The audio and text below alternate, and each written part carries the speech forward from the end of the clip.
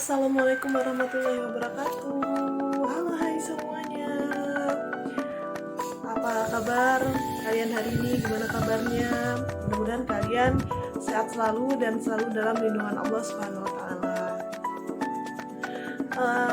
Kembali lagi dengan aku Dwi Mayangsari di vlog channel kali ini. Aku akan masih tetap membahas tentang psikologi, yang video kali ini akan mempunyai tema yang menarik. Sebelum kita lanjut ke inti videonya, silakan kalian tonton video berikut ini ya teman-teman, jangan di skip.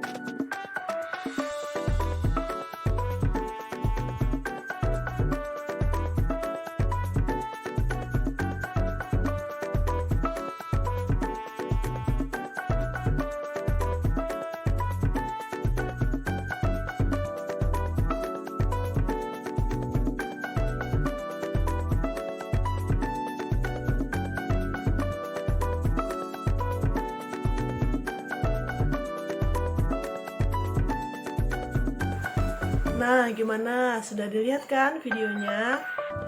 Kalian penasaran dengan video buku tadi? Nah, itu dia. Adalah buku Psikologi Remaja. Penulisnya adalah Sarlito W. Sarwono dan penerbitnya adalah Raja Wali Pers. Buku Psikologi Remaja ini membahas tentang remaja, pengertian remaja, lalu apa saja ya di dalam daftar isinya itu. Sebentar kita lihat. Membahas tentang definisi remaja, bisa dilihat ya teman-teman untuk bab pertamanya. Lalu buku ini juga membahas tentang perkembangan fisik remaja, perkembangan psikologis remaja, remaja sebagai subkultur, perilaku seksual remaja, dan perilaku menyimpang pada remaja. Nah teman-teman, buku ini sangat recommended sekali untuk kalian yang sedang meneruskan studi psikologi dan kalian para remaja yang ingin mengetahui psikologis remaja, tahap-tahapan perkembangan remaja itu bagaimana, bisa kalian baca buku ini teman-teman, karena bukunya sangat lengkap dan ini original, 100% original, karena aku juga belinya di Shopee official dari Raja Wali. Jadi Raja Wali ini ada Shopee officialnya, lalu ada websitenya, lalu juga ada Instagramnya. Selain Shopee, Raja Wali Pers ini juga terdapat toko di Tokopedia. 100% original. Nanti aku tulis di deskripsi di bawah untuk link pembelian dari buku ini ya teman-teman.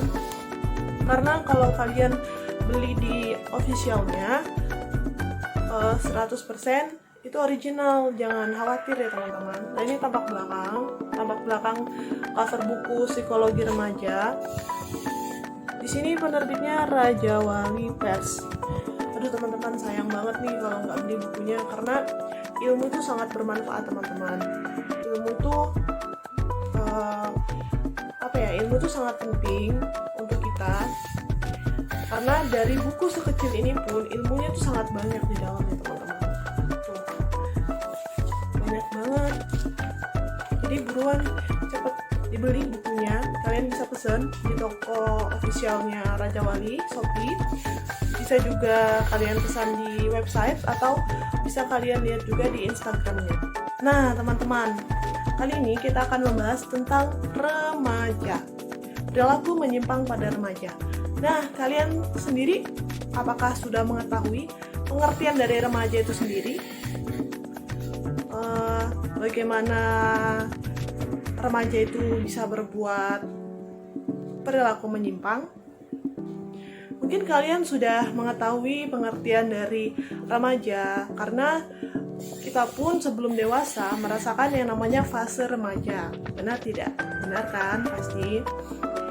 Nah, teman-teman, jadi di sini kita akan mengupas tuntas tentang batasan usia remaja dan perilaku menyimpang pada remaja.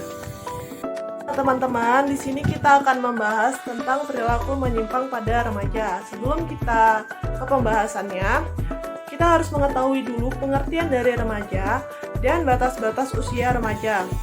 Menurut WHO, remaja adalah suatu masa di mana individu berkembang dari saat pertama kali ia menunjukkan tanda-tanda seksual sekundernya sampai saat ia mencapai kematangan seksual. Lalu WHO membagi kurun usia tersebut dalam dua bagian, yaitu remaja awal dan remaja akhir. Remaja awal kurun waktu usianya yaitu 10-14 tahun dan remaja akhir 15-20 tahun. Teman-teman, kita akan membahas tentang kenakalan remaja. Kenakalan remaja yang kalian tahu apa saja sih? Apakah hanya penyalahan narkotika? Oh tidak, sebenarnya di dalam kenakalan remaja itu ada beberapa penyimpangan lain selain dari penyalahgunaan narkotika. Nah, ayo kita bahas kupas tuntas sekarang. Yang pertama, kenakalan remaja. Kenakalan yang menimbulkan korban fisik pada orang lain, perkelahian, perkosaan, perampokan, pembunuhan, dan lain-lain. Kenakalan yang menimbulkan korban materi, seperti perusakan, pencurian, pencopetan, pemerasan, dan lain-lain. Kenakalan sosial yang tidak menimbulkan korban di pihak lain, seperti pelacuran, penyalahgunaan obat. Di Indonesia mungkin dapat juga dimasukkan ke hubungan seks sebelum menikah dalam jenis ini. Lalu kenakalan yang melawan status, misalnya mengingkari status anak sebagai pelajar dengan cara membolos, mengingkari status orang tua dengan cara pergi dari rumah, atau membantah perintah mereka, dan sebagainya. Pada usia mereka, perilaku-perilaku mereka memang belum melanggar hukum dalam arti yang sesungguhnya, karena yang dilanggar adalah status-status dalam lingkungan primer atau keluarga dan sekunder sekolah yang memang tidak diatur oleh hukum secara terinci. Akan tetapi, kalau kelak remaja ini dewasa, pelanggaran status ini dapat dilakukannya terhadap atasannya di kantor atau petugas hukum di dalam masyarakat. Karena itulah, pelanggaran status ini oleh Jensen digolongkan juga sebagai kenakalan dan bukan sekedar perilaku menyimpang. Nah, terdapat hipoaktivisme. Keadaan hipoaktif bisa disebabkan oleh gangguan jiwa. Menurut PPDGJ, Pedoman Penggolongan dari Diagnosis Gangguan Jiwa edisi 2 tahun 1983, ada beberapa gangguan keinginan yang kriteria diagnostiknya adalah hipoaktivisme. Namun dalam PPDGJ 3, istilah hipoaktivisme sudah tidak digunakan lagi, melainkan diganti dengan hipomania. Salah satu gangguan jiwa dimaksud adalah skizofrenia.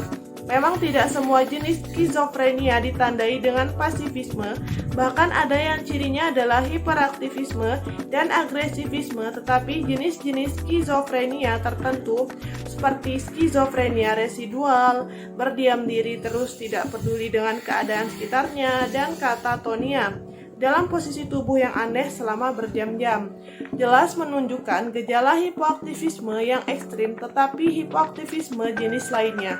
Karena ada skizofrenia, terdapat simptom-simptom lain seperti halusinasi.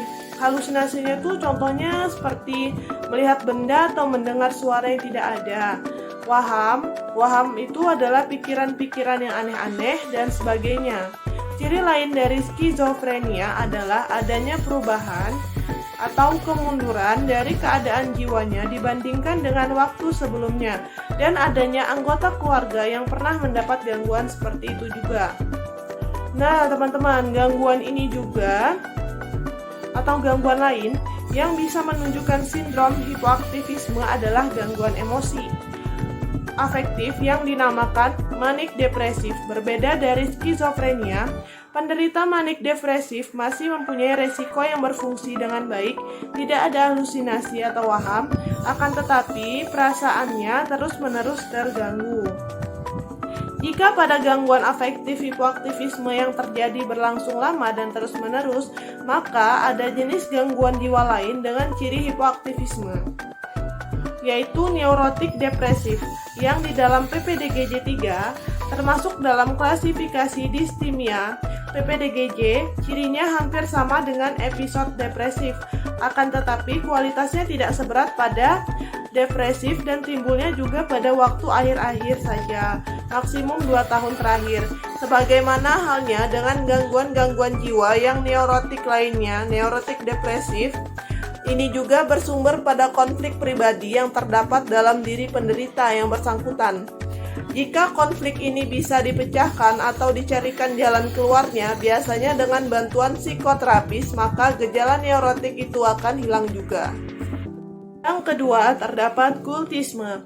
Telah dikatakan di atas bahwa salah satu bentuk reaksi ketidakpuasan remaja terhadap kondisi lingkungan sosialnya adalah menarik diri ke dalam dirinya sendiri, sehingga ia tampil sebagai orang yang pendiam, pemalu atau pemurung, yang dalam bentuk gangguan kejiwaannya bisa menjadi skizofrenik, autisme atau katatonik. Akan tetapi penarikan diri itu bisa juga berupa pemilihan lingkungan tertentu atau norma tertentu dan cenderung meningkatkan diri pada lingkungan atau norma tertentu tersebut. Penarikan diri seperti itu oleh Merton dikatakan sebagai salah satu reaksi dari keadaan anomi, yaitu keadaan lingkungan sosial di mana seakan-akan tidak ada lagi patokan atau tolak ukur yang pasti untuk menyatakan tingkah laku mana yang benar dan tingkah laku mana yang salah. Dengan demikian, agama bisa menjadi jalan keluar yang positif bagi remaja yang sedang mengalami goncangan dan gejolak pribadi sesuai dengan usianya. Akan tetapi, ada sebagian remaja, pelarian pada agama ini berkembang menjadi pengikatan diri yang mutlak dan menolak segala sesuatu yang berbeda dari yang digariskan oleh ajaran agamanya sendiri.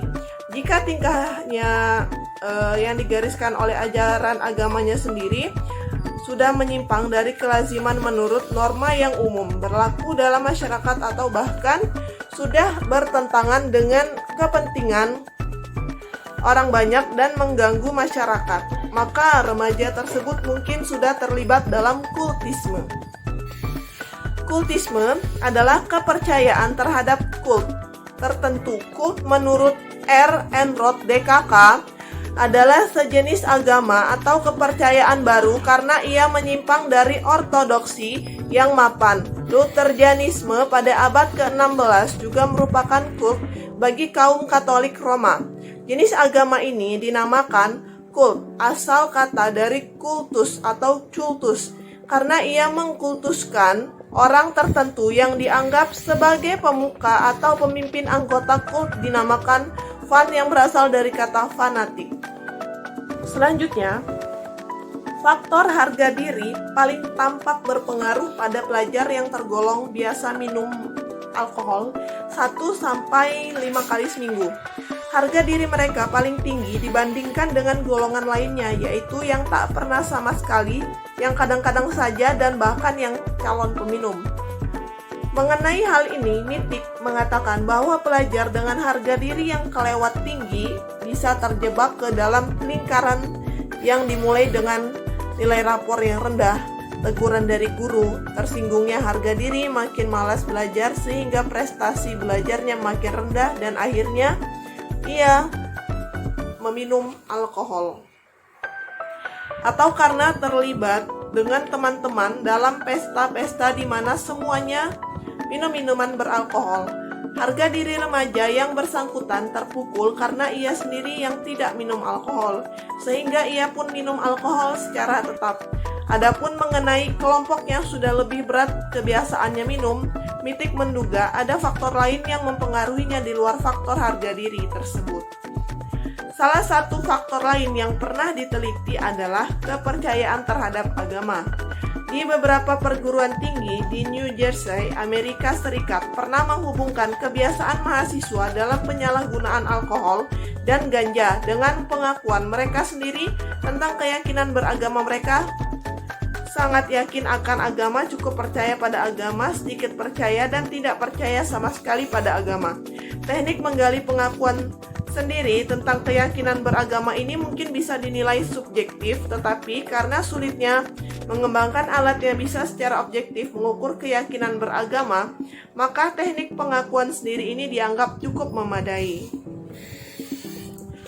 Selanjutnya,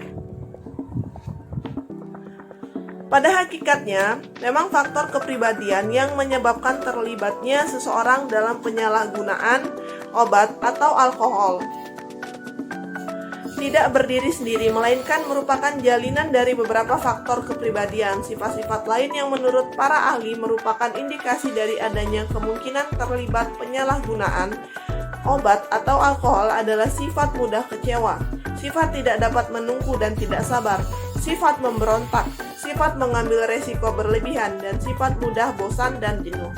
Karena sifat-sifat ini memang banyak terdapat pada remaja, karena periode storm and drunk, maka persoalannya adalah bagaimana menjaga agar sifat-sifat ini tidak berkembang menjadi negatif dalam bentuk penyalahgunaan obat atau alkohol. Selanjutnya, psikopatologi pada remaja. Pembicaraan mengenai gangguan kejiwaan pada remaja ini penting karena penelitian Gardner selama 2 tahun terhadap 1.334 pasien rumah sakit jiwa di Monroe County di Amerika Serikat membuktikan bahwa gangguan jiwa pada remaja ini cukup bervariasi.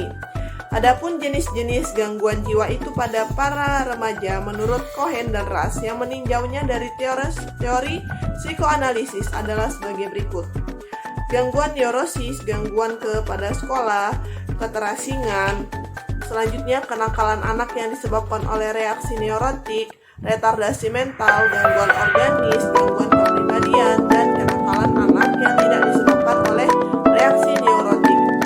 Pada remaja yang sudah lebih tinggi usianya, penggolongan gangguan kejiwaannya adalah sebagai berikut.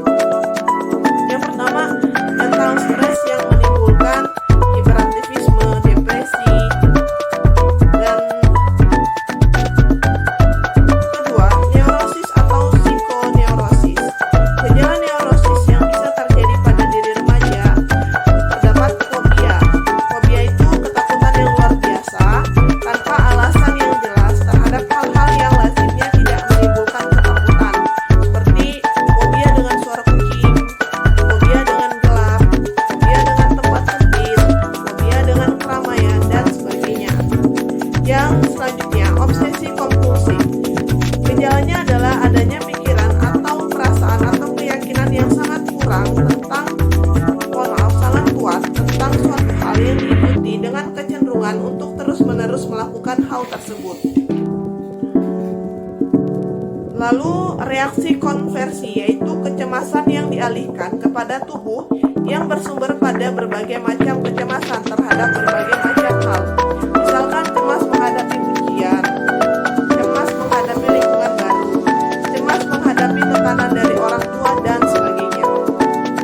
Yang berikutnya, skizofrenia. Istilah ini pertama kali diperkenalkan oleh seorang psikiater Swiss bernama Eugen Müller. Sebagian penderita mendapat gangguan ini secara genetis, dan biasanya gangguan jiwa yang satu ini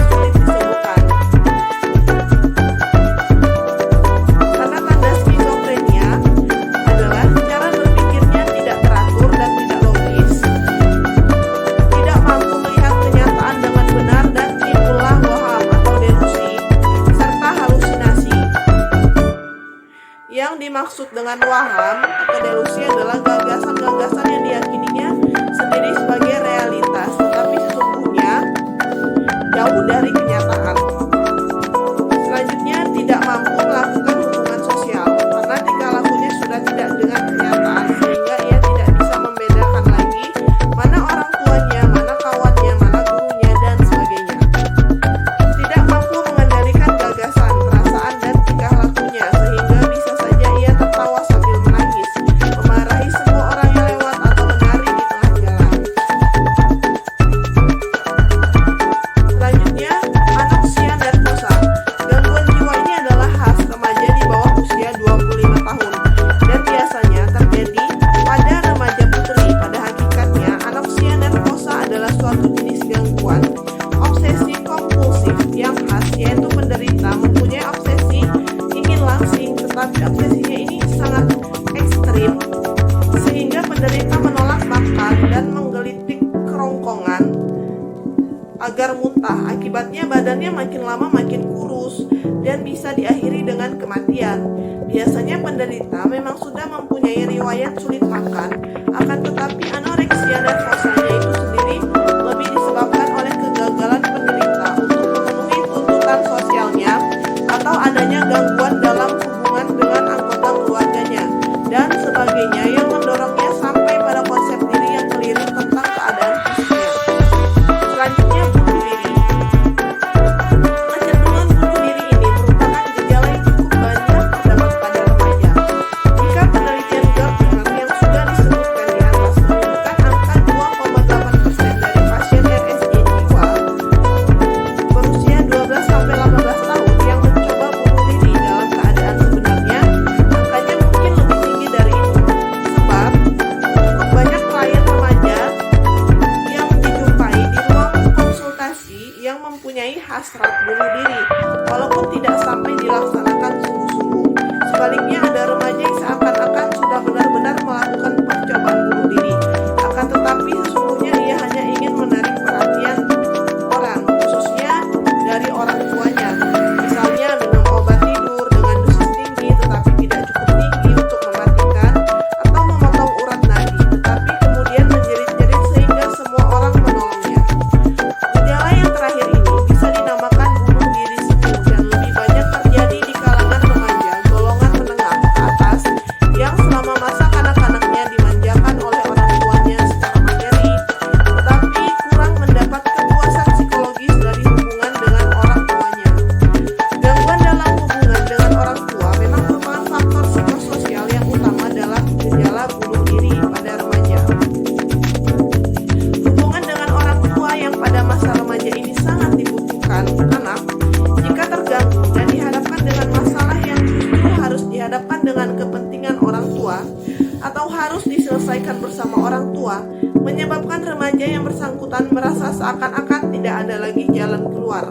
Akibatnya, ia putus asa, depresif, dan akhirnya mengambil keputusan untuk bunuh diri saja.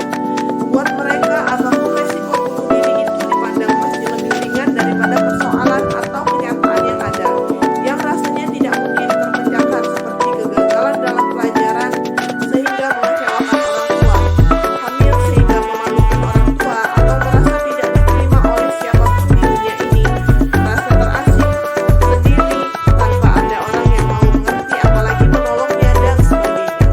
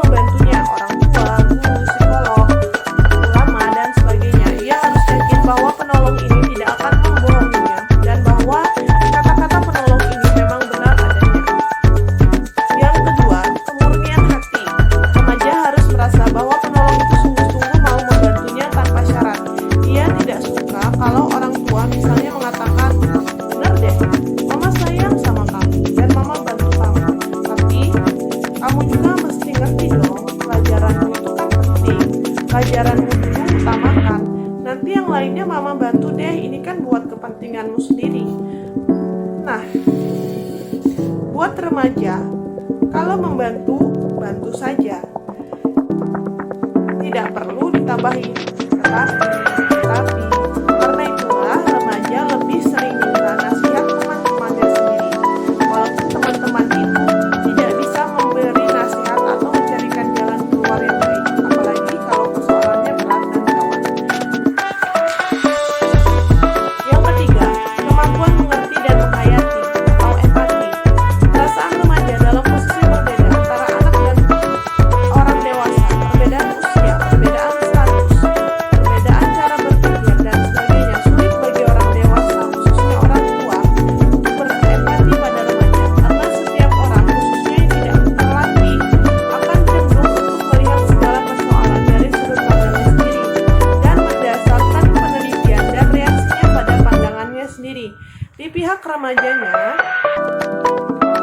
sendiri ada kecenderungan sulit untuk menerima uluran tangan orang dewasa, karena ia tidak ada empati terkandung di dalam uluran tangan itu.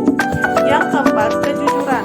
Remaja mengharapkan penolongnya menyampaikan apa adanya saja, termasuk hal-hal yang kurang menyenangkan, apa yang salah dikatakan salah, apa yang benar dikatakan benar. Apa yang tidak diterimanya adalah jika ada hal-hal yang ada dia disalahkan, tetapi pada orang lain atau pada orang tua sendiri dianggap benar. Kebiasaan orang tua dan orang dewasa lainnya untuk membohongi remaja, walaupun dalam rangka menolongnya, lama-kelamaan akan meruntuhkan ketentuan pertama dan utama dalam rangka membantu remaja, yaitu kepercayaan remaja itu sendiri terhadap penolongnya. Yang kelima, mengutamakan persepsi remaja sendiri. Sebagaimana sudah dikatakan, bagaimana halnya dengan semua orang lainnya, remaja akan memandang segala sesuatu dari sudutnya sendiri. Terlepas dari kenyataan atau pandangan orang lain yang ada, bagi remaja, pandangannya sendiri itulah yang merupakan kenyataan, dan ia bereaksi terhadap itu. Maka kalau misalnya ia memandang guru bahasa Inggrisnya jahat, maka jahatlah guru itu. Dan remaja itu pun akan membenci guru itu, walaupun misalnya semua orang mengatakan bahwa guru itu baik kok. Terdapat juga penanganan individu untuk kenakalan remaja.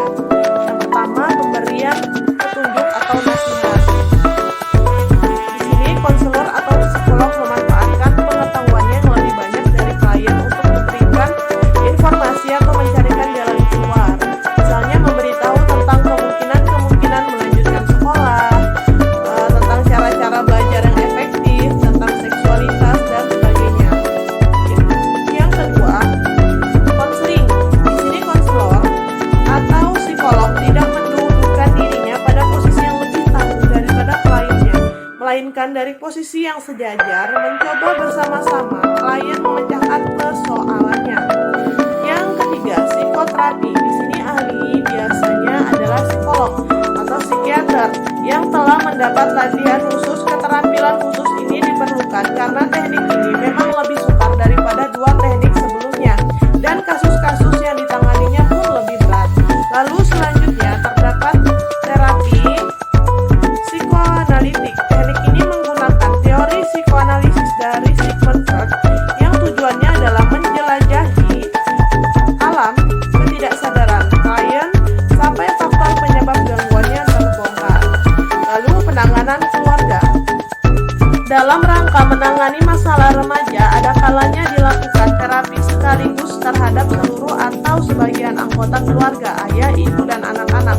Biasanya hal ini dilakukan jika dinilai bahwa masalah yang dihadapi remaja berkaitan erat dengan perilaku atau cara-cara pendekatan yang dilakukan oleh orang tua atau anggota keluarga lainnya di rumah terhadap remaja yang bermasalah itu.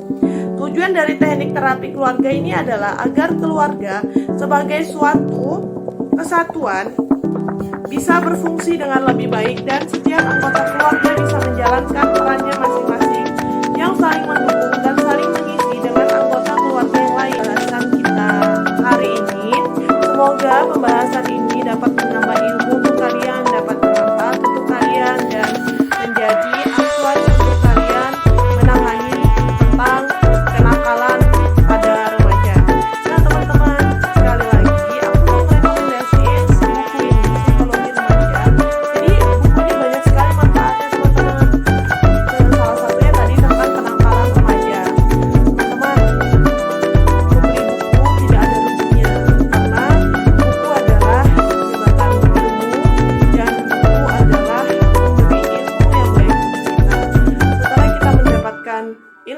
buku ini.